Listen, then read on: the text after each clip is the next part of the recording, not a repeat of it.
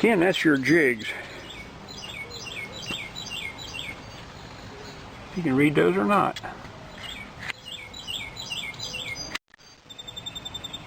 There you go. Thought I'd give you a real quick tour of this piece of equipment. Well, it's a compound jig. This is the outside of the jig where your clamping screws are. These can be moved up and down in these slots. I don't know if I can do it one-handedly. Yeah, I can. So you can move those where you want to. The little screws here are meant to pinch that T-nut onto the jig. If you find a place where you'd like to keep these, then that pinching action will keep these where you want them.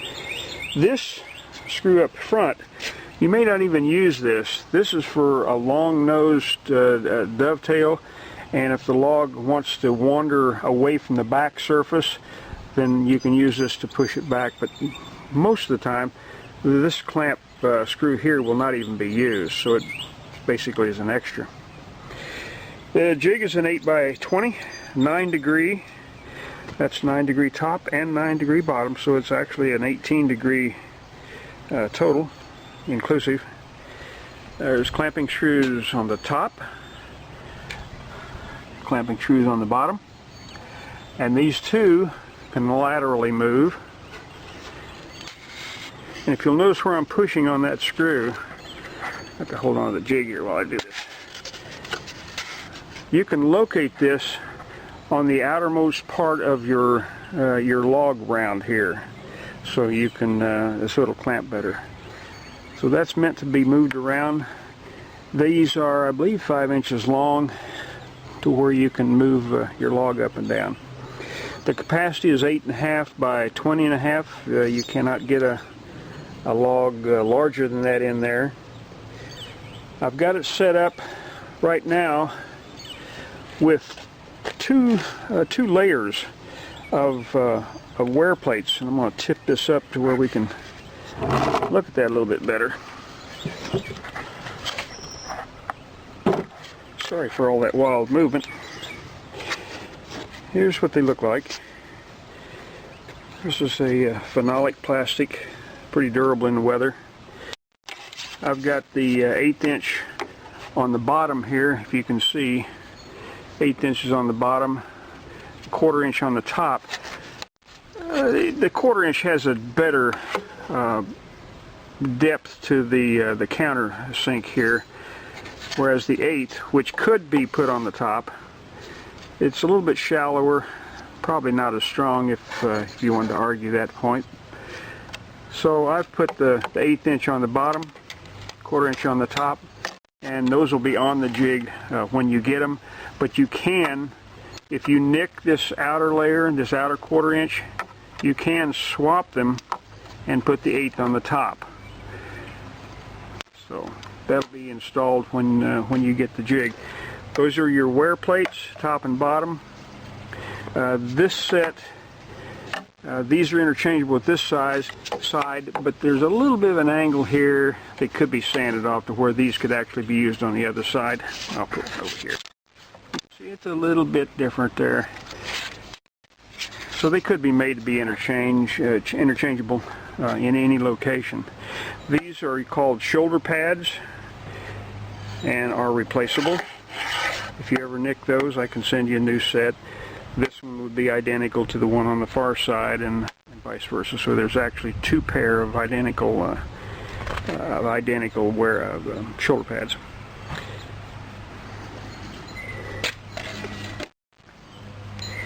The center line, turn this around. In fact, while we're inside here, before I turn it around, there's a little hole here, and the same thing down here at the bottom. You can look through there. You see this little hole right here? There is a screw that's accessible through the back side, and I'll go get a screwdriver. I'll get that in a moment. Let's turn this around. We're expecting some bad weather here, and if you don't believe me, I don't know if you can see that or not, but that's pretty nasty. That's nasty stuff back there, Ken. We've been having this for weeks, it seems. Your center line is marked in the jig. You can't erase it, and hopefully it is in the center as intended, so that when you literally will take this jig and put it on your logs, the inside of your logs will be face up, and this jig, and you'll grab the handles and just slide it on and match up your center lines. Now you can offset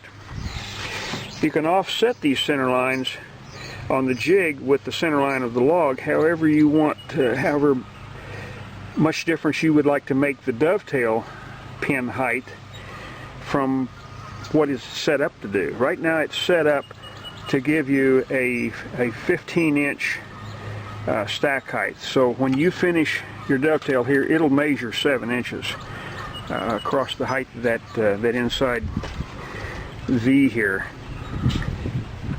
I wanted to show you that's there again. Back to the screw for just a moment. This alignment screw, you can get up to 12 inches of pin length with the screw all the way out, so you can adjust that. If you square cut your logs first, then this can be used to bump against the end of the log, so all your dovetails will be identical in pin length. That adjustment will be up to you. This will be taken off the jig for shipment and probably taped inside here somewhere, so you just have to put it back on, adjust it. There is a T-nut inside here that you could literally pop this out and replace the threaded insert in case this gets inadvertently bumped. So this, I could just bump that and knock that T-nut out, but it was a pretty nice little fit in there, so I'm going to leave it in there, and I think it'll make the trip.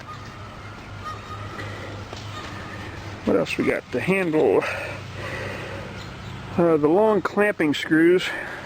If you just look at it for a minute, pretty lengthy.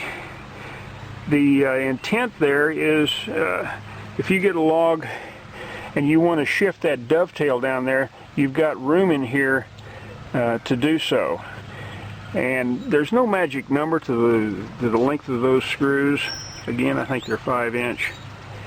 They can be longer or shorter. If you needed to, you could put a block of wood in here between the screw and the log. That's just going to have to be something that you'll have to experiment with. Again, those center clamp screws, I usually center them. If your log has a little bit of a crown to the face, you may find it'd be best if we had several of these in there. And while I've got it flipped up, I've got one company working strictly with antique logs, and we installed 4 of these on this face, and I think we even had one in here, so that the jig could actually be made level even though the log may have a twist from end to end. Those folks do not have the compound jig. In their case, they have half dovetail, so they've got a right and a left jig, and they can put a jig on each end of the log and level the jigs to each other. They're sawhorses, by the way. Their cribbing outfit is perfectly level in all latitudes, attitudes, so that when you lay a log on it, if it's rocking and wobbly, you can lock that down however you want it.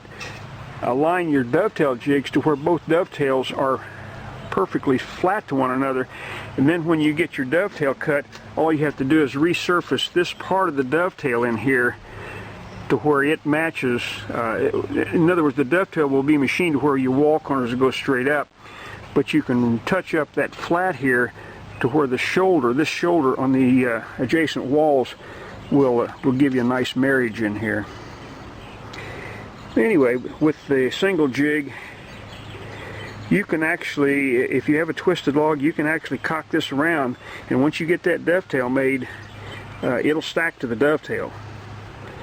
And I think you'll figure that out. But if you're using new logs, chances are pretty good your logs are going to be not warped. And that's about it. Let me go get a screwdriver and I'll show you that little pin in here. Okay, back to the handle here. There's a hole in each one of these handles, and the idea is that you can stick a Phillips head screwdriver in there, and there's a screw in there that you can literally screw out to give you a little pin inside here. So I can hold the jig, turn the screw. I don't know if you can see that coming out. Right there. You see it? That's it. You can extend this as far as you need to, so that when you drop this log down on the center line, it doesn't want to shift around on you while you're tightening your clamp screws. Again, that can be extended out here just as far as you want. You may not even find it necessary, I don't know, whatever your case might be. But one of the ideas here behind putting it down in here was that when you're using the handle, you're not going to be bumping your knuckles on that screw, which I don't know if you're like I am, but if there's a screw head popped out, I'm going to find a knuckle to fit it. So anyway, simple adjustment. I'm going to turn this back and let you put that where you want it. The bar, got the tracers on here. I've already got it adjusted. On this bottom side, you'll see the little sign here. When you put this on your saw, this side will go down, so it's already adjusted, although you'll also get a gauge that comes with it. I would suggest, obviously the jig is going to be in the other direction, but I would make the shoulder cut first, back your saw and bar out, and make this cut. That block of wood at that time will disappear. And if you'll tilt this bar and back sweep with a slow feed and a high speed, you can see that rounded part of the bar will actually give you a little bit of a dish shape in the surfaces of your dovetail. That's something that's pretty hard to do without some guiding a jig like this. So play with that. The amount of